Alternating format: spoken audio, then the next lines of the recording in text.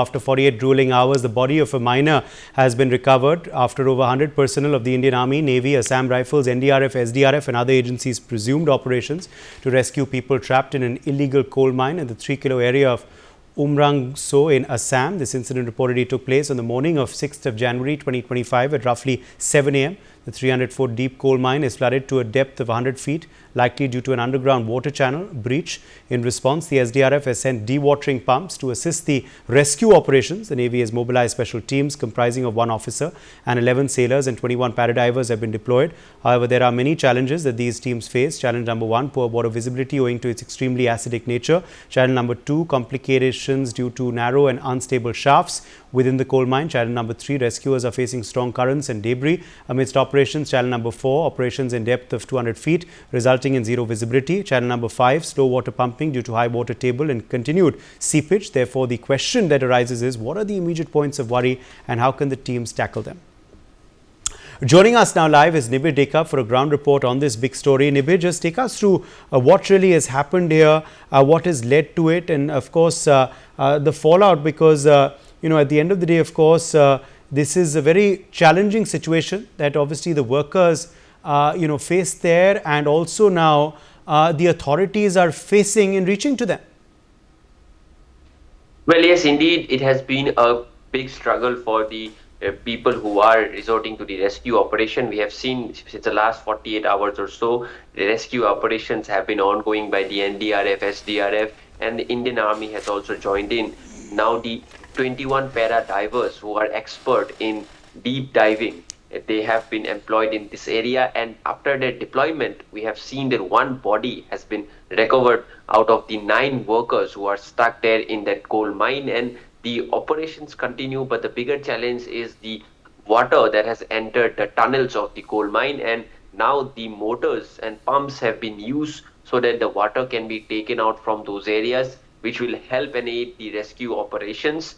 The rescue operations have been continuously ongoing since today early morning at around 6:30, 6:40, and ever since 1 body has been recovered. But the challenges are very high for those involved in the rescue operations, because this is a 200 feet tunnel we are talking about, and 100 feet out of the 200 feet is submerged underwater. So the challenges are very high for those involved in the rescue operations. However, the kind of personnel and the technology that has been used with the 21 para divers and as well as the NDRF divers, they have utilized all the resources and the technical know-hows to at least get inside the tunnel and rescue the remaining workers who are stranded there. 1 worker, whose body has been recovered, he has been identified as a worker hailing from Nepal who has been working there in the coal mine, and the other 8 are still missing at large. And all-out attempt has been done by the administration at the local level and at the central level to rescue the remaining workers who are stranded there inside the tunnel. Back to you.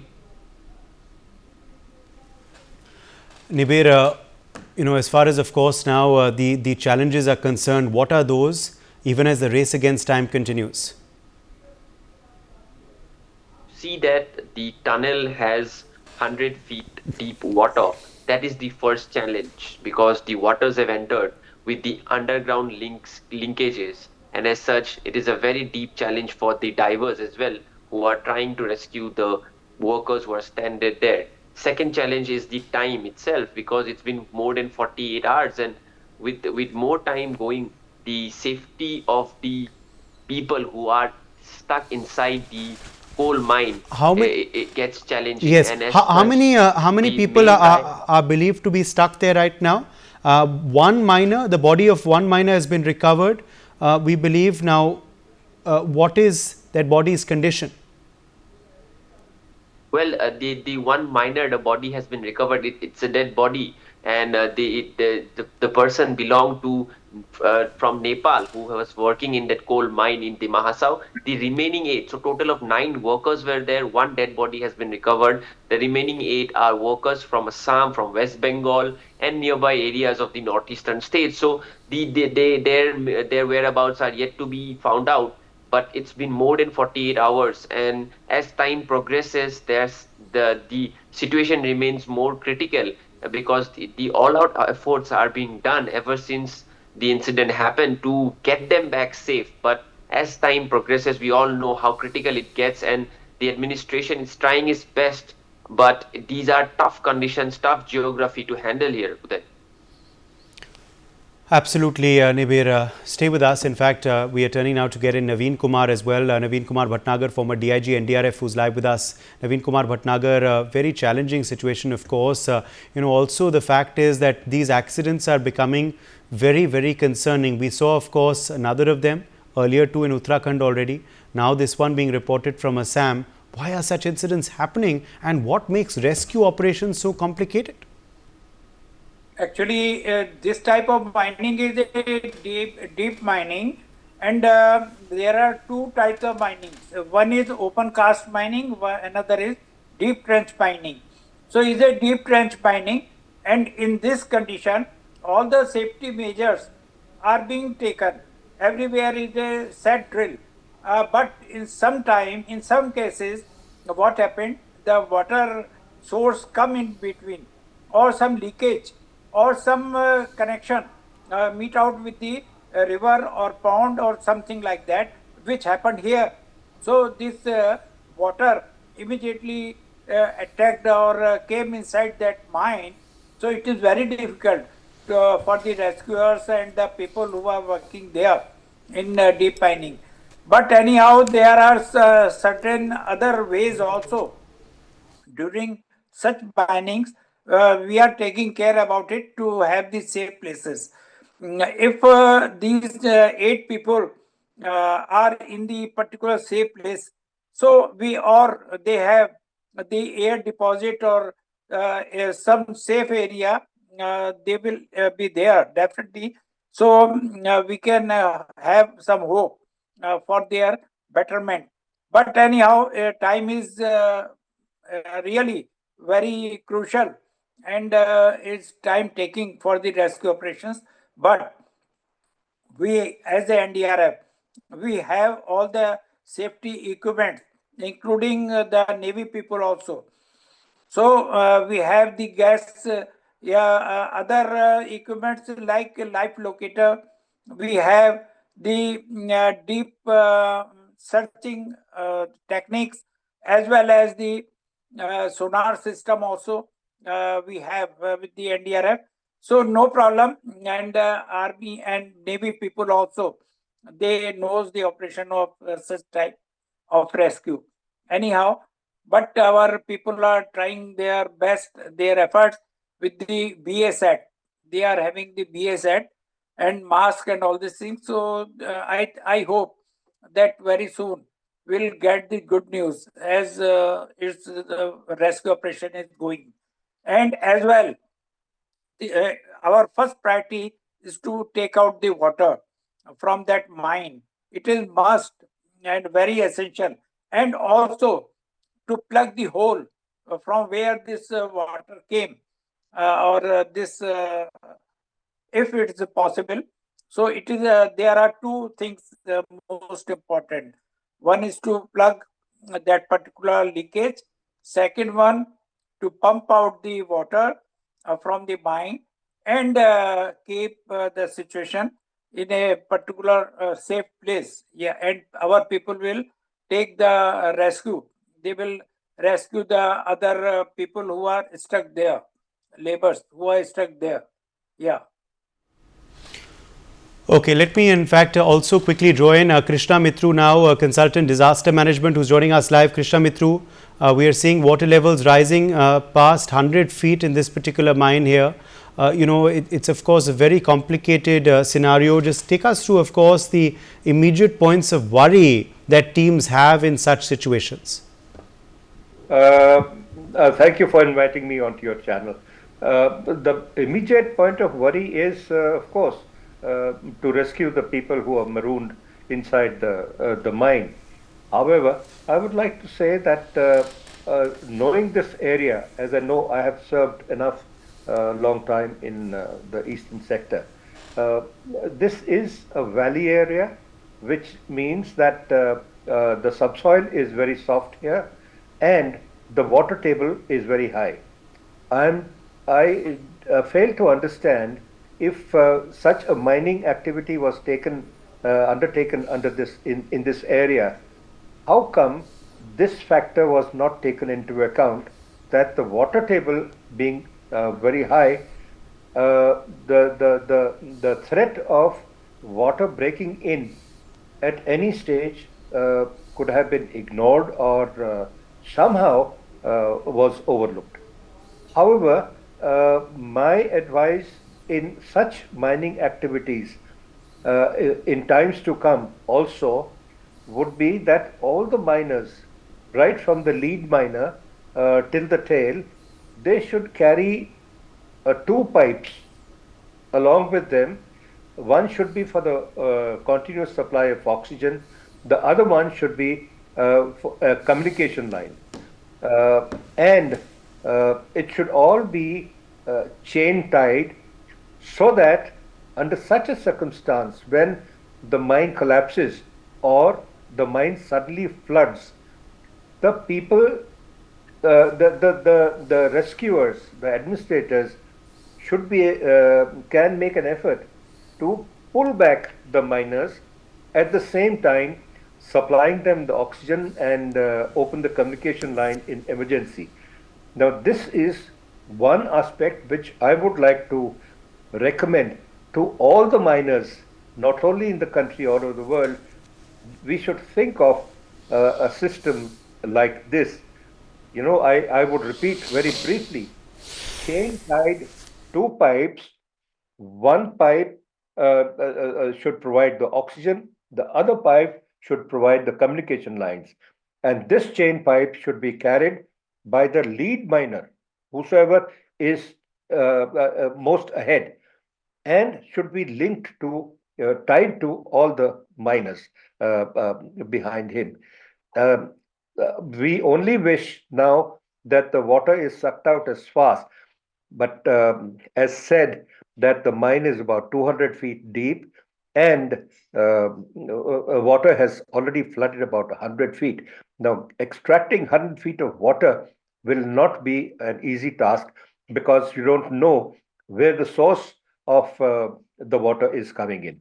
It will be very difficult, very, very difficult indeed to excavate the water first and then get the miners. I don't know how much the rescuers will be able to help after 48 hours of flooding. And my God, it's going to be a magnanimous task. It goes beyond imagination. But here, particularly for mining, even for small holes where the children fall repeatedly anywhere in the country, more so in Rajasthan area, uh, such kind of a thing should always be provided, so that anybody who falls trapped into such a disaster should be able to be rescued soon as possible. I wish them all the luck that they are rescued as soon as possible, and wish the rescuers, the responders, uh, success in their missions. Okay, let me quickly also get in Dr. PSV Rao, Consultant Surgeon, Manipal Hospital, Hebbal, Bengaluru, who's live with us. Dr. Rao, let me quickly bring you in here on, of course, this sad news that has come in. One body has been rescued of a miner. He's unfortunately died. What normally is the cause of death in such incidents, Dr. Rao? And what are the health concerns that the other miners face who are still stuck inside? Good evening, Uday, and all your viewers. There are multiple possible causes of death. Straight away, it can be drowning.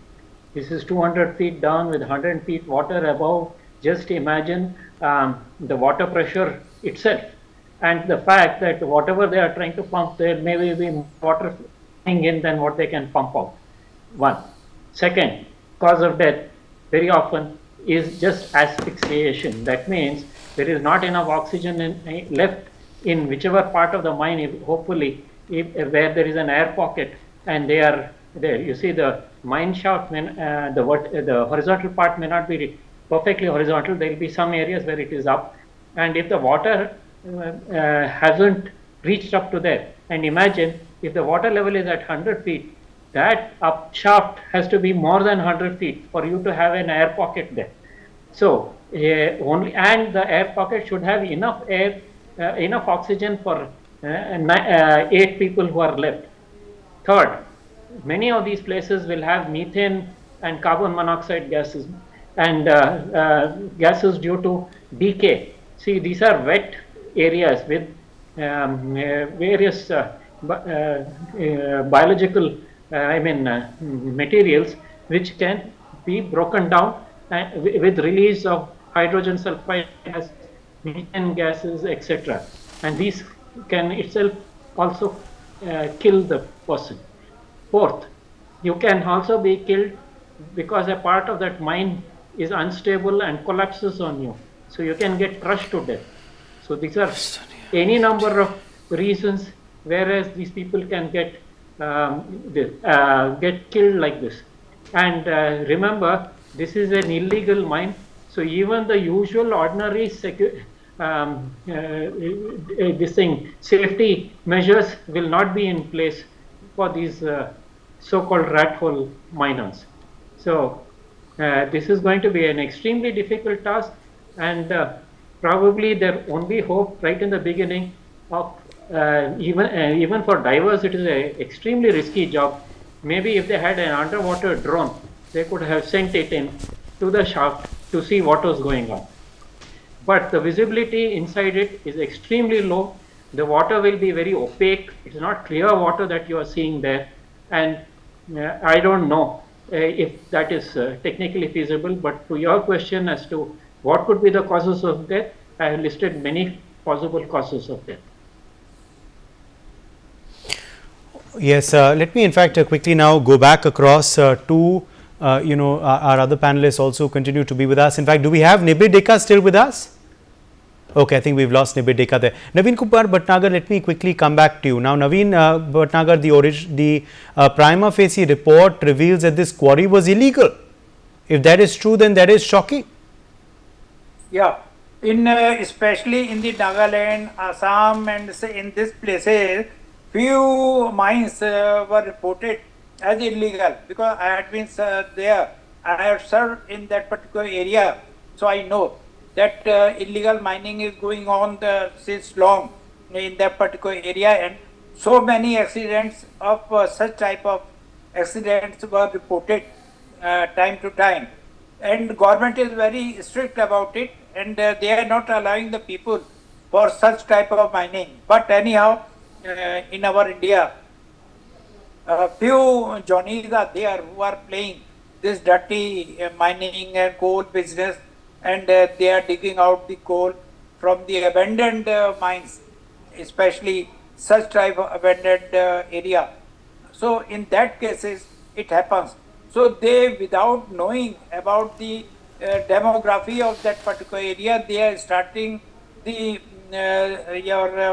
digging the mines and taking out the coal, and it happened, and due to that particular area, and I think some water resource came in between, and some crack were reported and came, and due to this illegal mine, and the huge water came inside that particular rat mine.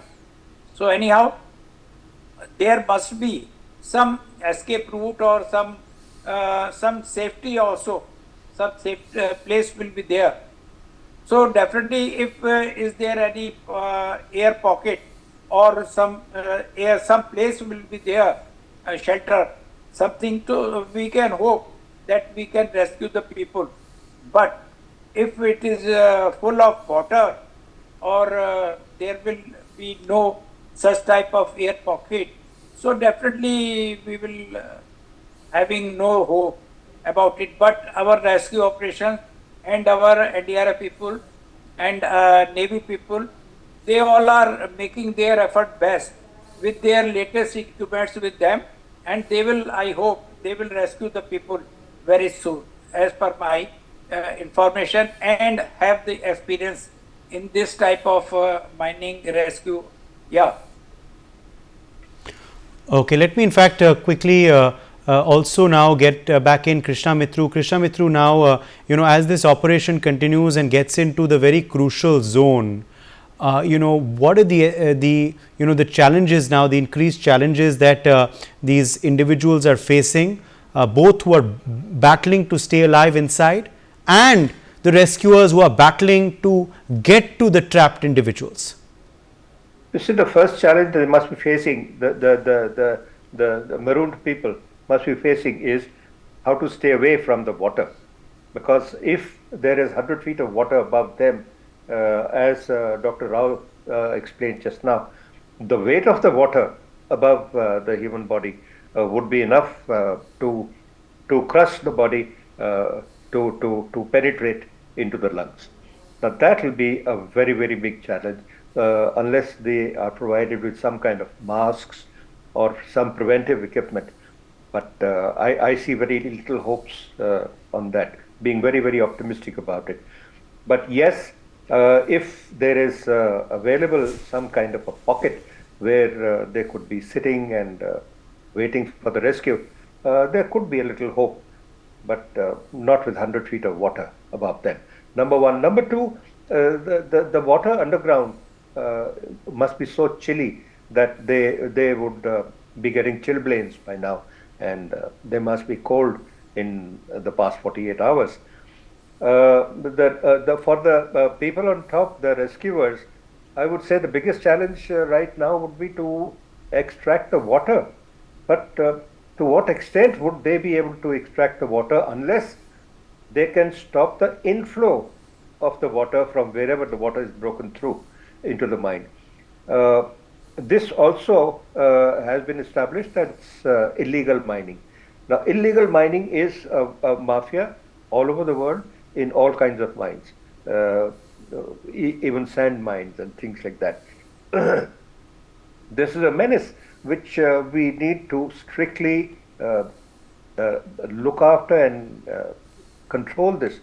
State governments anywhere must have their vigilance tied up, because if this mining has reached 200 feet, I am surprised nobody in the state knew about it, nobody in the district knew about it. How come they have reached 200 feet of depth for illegal mining and nobody knew about it? It is not possible. The government, the local government particularly, must be answerable as to what. It's a fact that you do one unauthorized construction, one room of unauthorized construction in your house, you will be caught by the municipality and they would come and charge you. And how come a magnanimous, look at the extraction of mud that must have come out of that 200 feet of digging. Where did that mud go? Has that mud not come into anybody's notice? It surprises me. Even if it is in the thickest of the jungles, it is not possible that it has gone unnoticed. If it has gone unnoticed, then somebody is to be held responsible. I feel strict actions must be taken so that such kind of accidents do not repeat. Absolutely. Dr. P.S.V. Rao, let me leave the last word to you.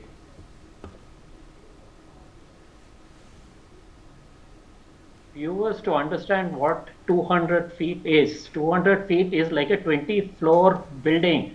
Yes. Normally in flats, 10 feet is what each flat is.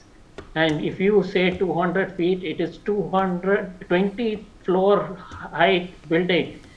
And what Mr. Mitru is saying is very true. You can't dig out so much of stuff without anyone noticing it, no one realizing it, come off it. This illegal mine would have been illegally allowed to continue functioning like this. And there will be no safety measures. And the worst thing about this water flooding is, suppose it is connected to the water table. The water table after such heavy monsoon will be extremely high. We have had severe flooding in that area, and it is a valley area. It is not on the, it is a mountainous area. So the water inflow will be so rapid that I won't be surprised, in spite of all their sucking of water, if it starts rising even beyond 100 feet. And any diver will tell you how deadly it is to be 100 feet below water. And the chill factor also, which I missed mentioning earlier, it will be really very cold now. And you will, your body temperature will fall to a range where you will quickly lose consciousness. So these are all the problems, and actually I am hoping that our Navy divers remain safe and they don't get stuck somewhere. I am really praying for them also. Yes, Uday. Thank you very much to all our guests for joining us on this broadcast. We're now quickly turning our focus to some breaking news coming in. Chhatrapati Shivaji Maharaj International Airport is celebrating a momentous achievement. The Mumbai airport has become the first airport in India and the third airport in the world to achieve Level 5 accreditation for airport customer experience. This is the highest distinction awarded by Airports Council International. ACI, World's Airport Customer Experience Accreditation Program, is the first and only accreditation in the airport industry to provide a 360-degree view of customer experience management. The accreditation is the outcome of a comprehensive review and training process that includes stakeholder and employee engagement and staff development. Speaking on the occasion, Mr. Jeet Adani, Director of Adani Airport Holding Limited, this prestigious accreditation is the outcome of dedication to understanding and enhancing the passenger experience. This achievement not only highlights progress, it also reinforces CSMIA's role as a global leader in airports operation and passenger service. Daryl Miranda is joining us for more on this story. Daryl, this is a significant achievement. Absolutely, Uday. Mumbai's Chhatrapati Shivaji Maharaj International Airport has become the first airport in India and the third airport in the world to achieve the Level 5 accreditation for the airport customer experience, the highest distinction awarded by the Airports Council International. Speaking on this, Mr. Jeet Adani, the director of the Adani Airport Holdings Limited, said that this Chhatrapati Shivaji Maharaj International Airport is thrilled to stand among the world's leading airports to receive this esteemed recognition. This prestigious accreditation is the outcome of our dedication to understanding and enhancing the passenger experience. This achievement not only highlights the progress, it also reinforces CSMIA's role as a global leader in airport operations and passenger service, strengthening our resolve to shape the future of our airport experiences. Uday. For more such videos, subscribe to the NewsX YouTube channel, hit the bell icon.